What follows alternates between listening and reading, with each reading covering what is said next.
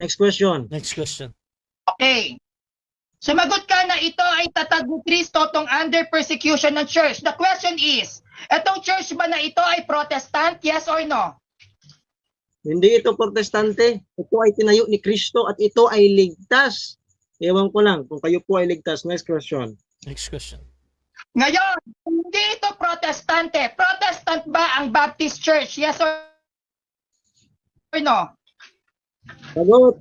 No, hindi po protestante ang Baptist. Ito ay tinayo ni Kristo at ito ay ligtas.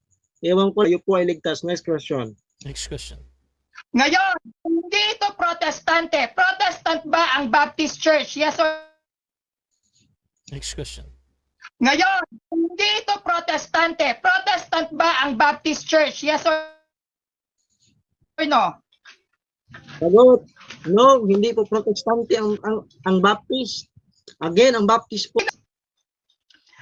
www.britannica.com Baptist, a member of a group Protestant?